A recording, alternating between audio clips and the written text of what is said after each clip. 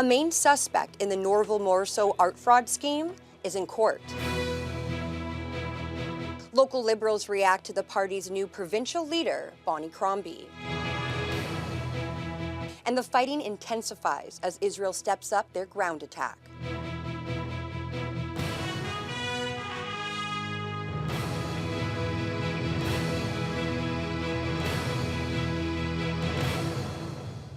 Good evening and thank you for joining us. A Thunder Bay man has entered a guilty plea in a high-profile art fraud case. Gary Lamont appeared in a Thunder Bay courtroom today. Lee Noonan was there and she joins us live in studio. Lee? Thanks, Riley. Lamont pleaded guilty to 2 charges today. He's one of 8 people who were arrested earlier this year in relation to the production and sale of fake Norval-Morrisseau paintings. Thunder Bay police previously said they believe it's the biggest case of art fraud in world history, worth an estimated $100 million. Gary Lamont is alleged to be one of the main ringleaders in the years-long art fraud, which came to light in the documentary There Are No Fakes. Police say the 8 accused forged thousands of fake Norval-Morrisseau paintings, valued at roughly $15,000 on average.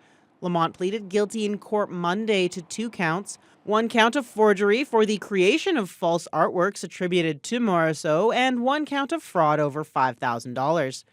At a second hearing scheduled for December 14th, the Crown will ask for the withdrawal of the remaining charges against Lamont, as well as the charges against 1 co-accused, 59-year-old Linda Tachuk, also of Thunder Bay. Lamont will also face sentencing at that time. The court is expecting a fairly large attendance as victims are being invited to attend the hearing if they intend to seek restitution or wish to make a victim impact statement. All identified victims should be receiving notification from the Crown. The Crown is also seeking the forfeiture of the forged paintings and will be reaching out to third parties who may be in possession of the forgeries. Police encourage anyone who believe they may be in possession of a forged Morrisseau to contact a lawyer. Lee Noonan, TBT News. Thunder Bay police have responded to 3 serious assaults in recent days that sent victims to hospital, including one in which the victim was struck by an axe. That happened on Friday evening on North Cumberland Street, just after 6 o'clock. A 45-year-old man was taken to hospital. A 31-year-old man was arrested and charged. And then on Saturday night, around 10:45, a 19-year-old was charged for an incident near the old elevator on Forest Avenue. A 16-year-old male was taken to hospital, and a 17-year-old female was also assaulted. Finally, around 1:40 this morning, officers were called to the area of Waterloo Street and Victoria Avenue. A 25-year-old man has been charged with aggravated assault, while a 24-year-old man was sent to hospital.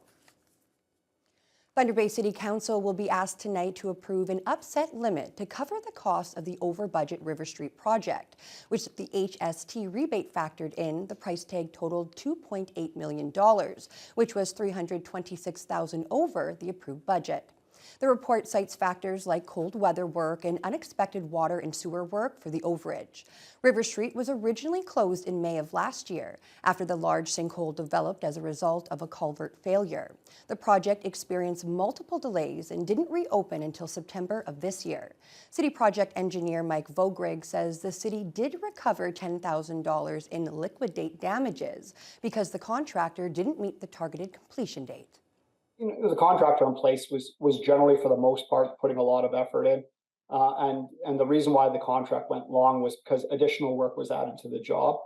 But once we added up all those additional days that we had provided for the additional work that the contractor did have to do, they still ran about 2 to 3 weeks late, and so based on that provision, they were assessed a small penalty, liquidated damages for running too long.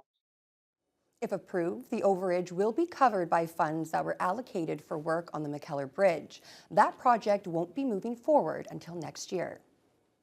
The 2 local candidates who ran for the Ontario Liberals in the 2022 election are now throwing their support behind new leader Bonnie Crombie, who won the party leadership on Saturday. Both of the locals had pushed for runner-up Nate Erskine-Smith, but Shelby Chung and Rob Barrett say they're confident that Crombie can win the 2026 election. Vasilios Bellos reports. It's a new era for Ontario's Liberal Party. Mississauga Mayor Bonnie Crombie was the favorite heading into Saturday's leadership vote, but it took 3 rounds of voting for her to secure the nomination. Thank you for taking a spark and turning it into a big red flame here today. Crombie enters with the Liberals coming off a 2022 election where they received less than 24% of the popular vote, and the party only secured 8 seats. As for the local Liberal candidates in 2022, there's confidence Crombie can turn things around. I think she's got a lot of fight, and I really do appreciate her style. That includes Shelby Chung, who ran in Thunder Bay's Superior North last election, losing to Lise Vaugeois of the NDP. Chung says she believes Crombie can be a powerful rival for Premier Doug Ford. The way he speaks, the way he carries himself, and I think that resonates with a lot of people. So I think Bonnie's going to have to come up with a strategy to, make herself equally appealing. I mean, not necessarily the same as Doug Ford, but equally appealing so that voters want to be inspired by her. Under her leadership, I think we're going to accomplish great things. Rob Barrett was the Liberal candidate in Thunder Bay Atikokan last year, but lost out to Progressive Conservative Kevin Holland. Both Chung and Barrett had endorsed Nate Erskine-Smith, who finished a close second for the Liberal leadership. Barrett says despite supporting the runner-up, he's confident in Crombie being a leader who can challenge the PCs, and he stresses that she knows the issues faced by the Northwest. I think she understands it, and I think she's willing to work with local leaders and begin to address those issues, which are really a huge concern as we head into winter. Crombie comes in at a time where the Liberal Party has considerable ground to make up if they hope to challenge Premier Ford's Progressive Conservatives. Though with an election not set until 2026, both Chung and Barrett believe progress will be made at the provincial level and right here in Thunder Bay. Vasilios Bellos, TBT News. The Ontario government has introduced new legislation to crack down on unethical dog breeding operations, often known as puppy mills. The Lieutenant Governor and Council may make regulations prohibiting the sale or transfer of dogs under certain circumstances. The operation of puppy mills is prohibited. The government wants to prohibit inbreeding. The province will also make it illegal to separate puppies from their mothers before 8 weeks of age and make it illegal to keep breeding dogs in filthy environments. There's a new warning from Ontario's top doctor ahead of the holiday season. Cases of COVID-19, RSV, and influenza are circulating and will likely peak in the coming weeks. Allison Hurst reports. What tends to go hand in hand with the holiday winter season? Flu season. Everybody's had their flu shots, their COVID shots. Doctors say that's key, especially with more gatherings of family and friends this month. I have a mom who's 93, and so, she's at risk. So we've got to protect everybody. I didn't get mine because I already had the flu and I already had COVID, so I feel like I'm pretty good. I'm planning to fly back home for the holidays, so it makes sense to get the booster before then, yeah.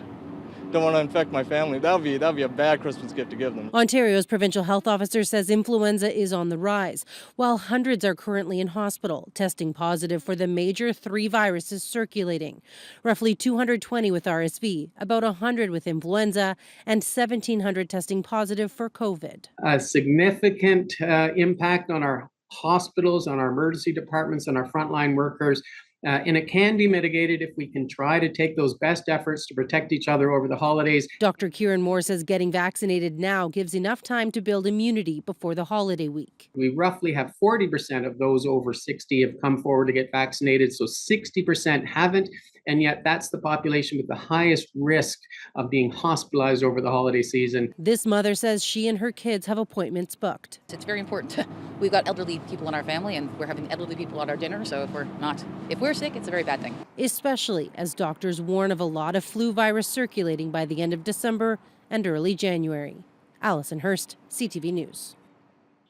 Local MPP Lise Vaugeois is calling on the Ford government to bring back forensic autopsy services to Thunder Bay. In January, Thunder Bay Regional announced it could no longer offer the service due to staffing challenges, meaning all bodies would have to be sent to Toronto for postmortems. Then in September, the Ontario Forensic Pathology Service informed City Police they would be flying in staff from Toronto for 1 week per month to perform autopsies here. But Vaugeois wants the province to do more.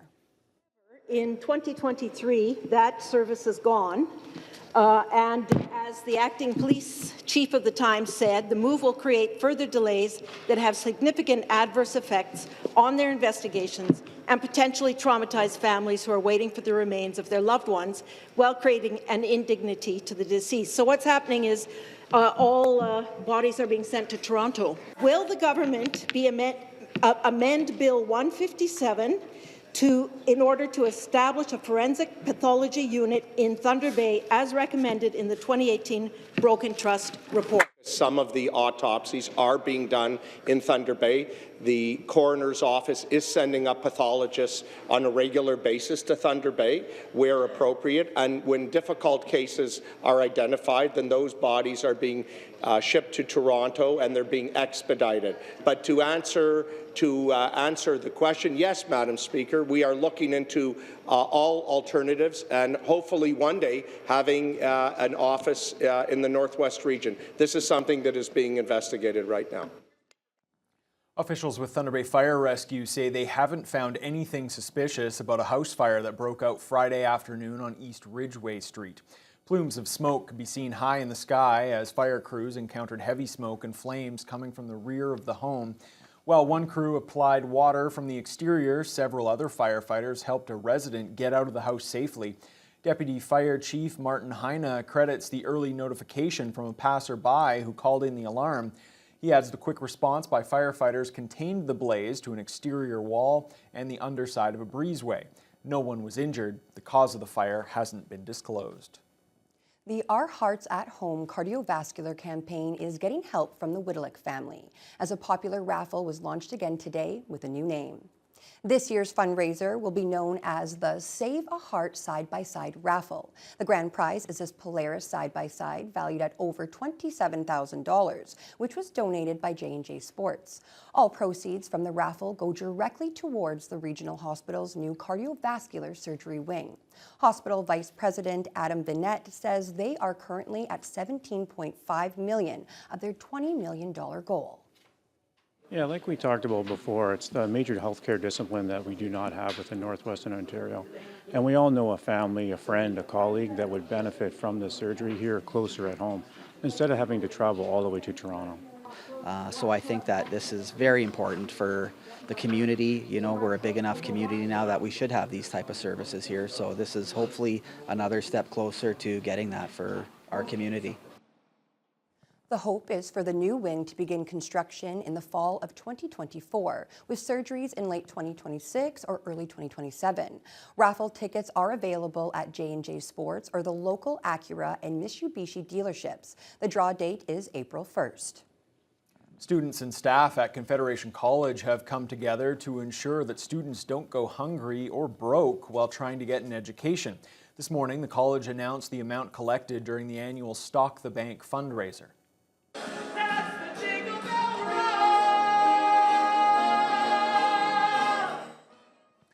The food and monetary donation period ran from November 20th to December 1st. A point system was kept and scored based off the donations from different departments within the college.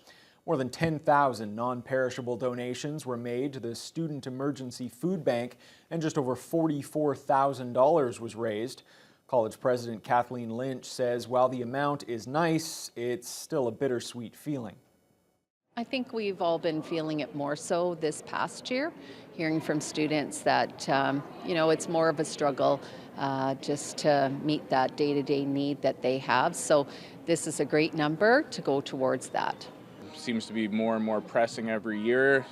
The cost of living, cost of food's going up. So to be able to help our students have some sort of relief during stressful times is very important to us. While the fundraiser is now over, people can still continue to donate funds or food throughout the year. The intercity area was lit up with colorful lights and Christmas decorations this weekend for the annual Parade of Lights. Thousands of people lined the route to get in the Christmas spirit and continue a long-standing holiday tradition. Jessica Clement has the story. With Thunder Bay having a little bit of snow, residents were getting into the Christmas spirit Saturday night as they watched the annual Parade of Lights. Jingle bell, jingle bell, jingle bell rock, jingle bells More than 125 floats were registered, with around 140 vehicles decorated in bright lights and inflatable decorations, to the joy of the thousands of people lining the parade route. Parade Chair Greg Stevenson says the parade takes a large group of volunteers to pull off, but it's worth it every year. We have officers that donate their time to do the traffic duty. We couldn't do it without them. We have civilians, and the charities all supply walkers that walk along the route. So it's a very large volunteer group of people that put this together.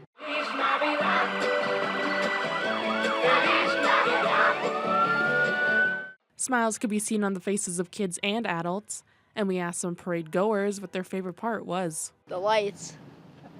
The parade. I love that it's all Christmassy. I love the actual purpose of it. Well, maybe. The lights. The lights, I guess. I don't know why I like the lights. I just really like the excitement. Yeah. I like the decorations. The lights. The lights. The parade serves as a fundraiser for 4 local charities: Autism Ontario, George Jeffrey Children's Centre, Special Olympics Thunder Bay, and the Thunder Bay Therapeutic Riding Association. Volunteers are walking along the parade route to collect donations, and Stevenson says their goal this year is to raise more than last year. Last year we raised $45,646.10. So our goal this year is $45,646.11. We want to be able to beat last year, but whatever we get, the charities get all the money that's raised, and obviously we want to get as much as we can, but they're appreciative for whatever we can give them. Jessica Clement, TBT News. I like all the kids there with their favorite, the lights. The lights, of course. of course. At the parade of lights. Yes. What else could it be? You know, those are my favorite too. Well, turning now to weather, Fiona. It was mild temperatures this weekend, and it seems like that mild temperature is continuing into today. Yes, the temperatures, daytime highs are once again going above the freezing mark. We had an overnight low of -5, but really no real wind chill to speak of, and that's because the winds were almost non-existent for much of the night and much of the day. They were from 2 to 12 kilometers per hour, but majority of it closer to 2 from the northeast under a lot of cloud. Now, temperatures really didn't move much at all to the west. In Fort Frances, they had an overnight low of -1, a daytime high of +1.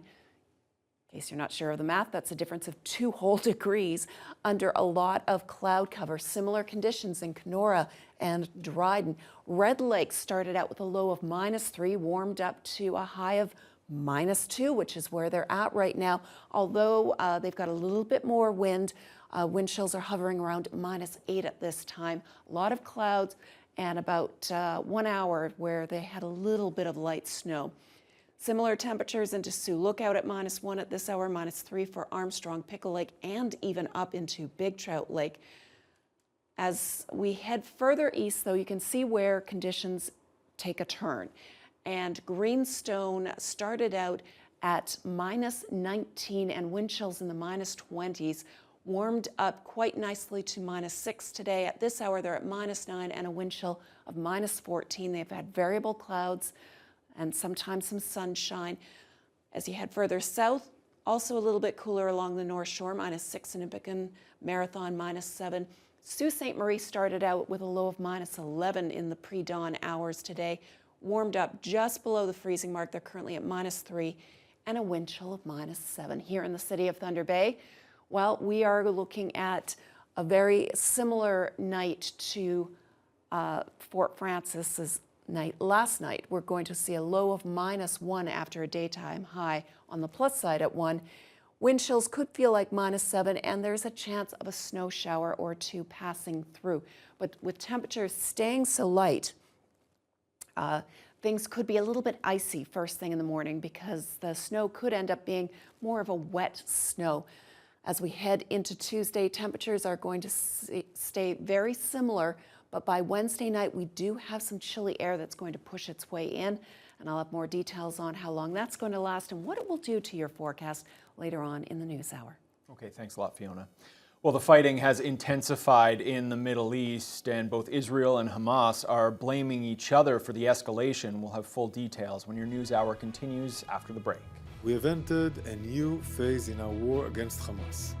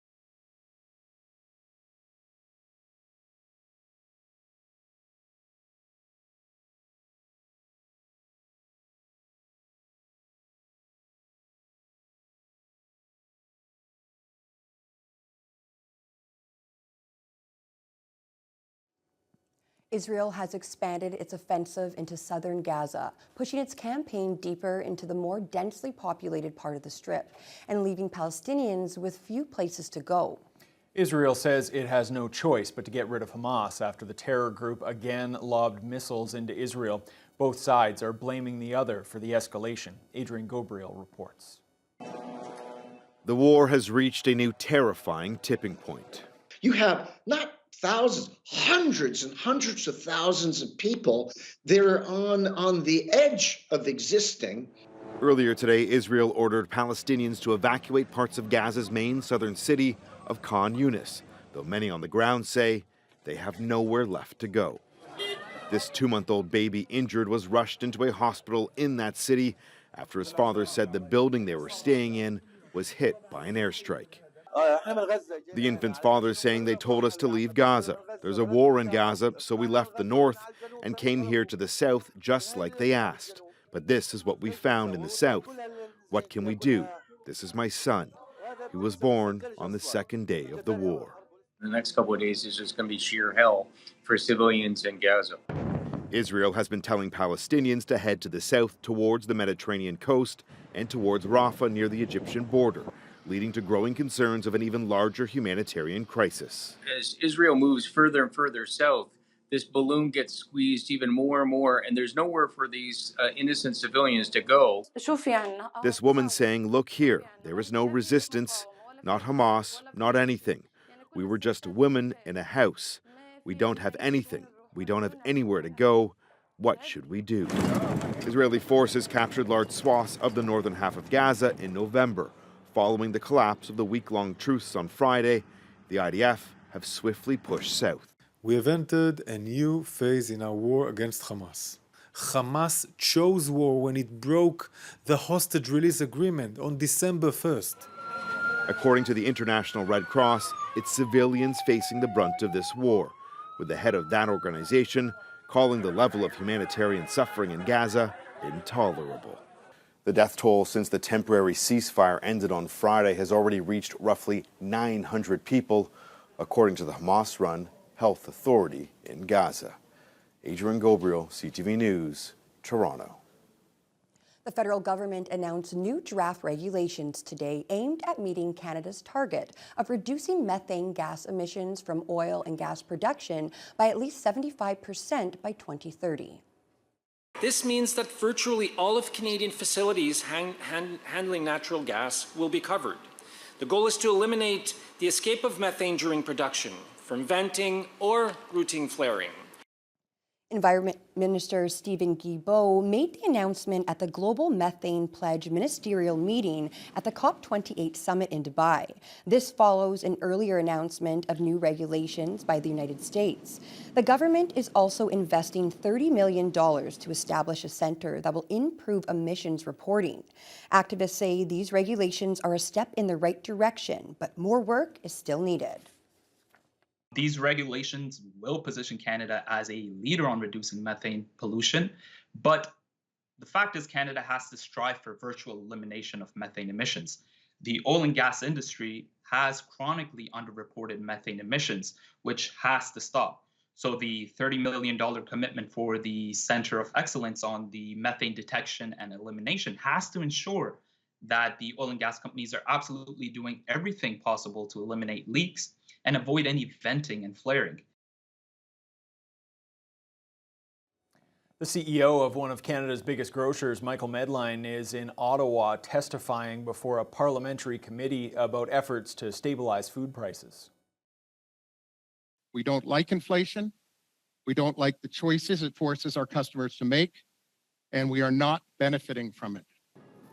Industry Minister François-Philippe Champagne had called on grocers to submit plans to lower prices by Thanksgiving. Medline says since then, food inflation has gone down and his company has put a price freeze on packaged items this holiday season. That is standard practice, however, and the NDP isn't impressed with the plan. Parents are stressed about covering presents for the kids and managing the costs of a turkey dinner. Meanwhile, Canada's biggest grocery chains are making bucket loads of excess profit. While families struggle this holiday season, the Liberals are offering families a lump of coal. No solutions, just words. But the NDP is getting results. We've summoned the grocery CEOs back to testify on food prices, and Sobeys is here today. Will the minister take this opportunity to put his foot down on unchecked price gouging that's driving up food prices? This is a challenging time for too many families across the country, and that is why we are there to support families. We're there to support them with the Canada Child Benefit.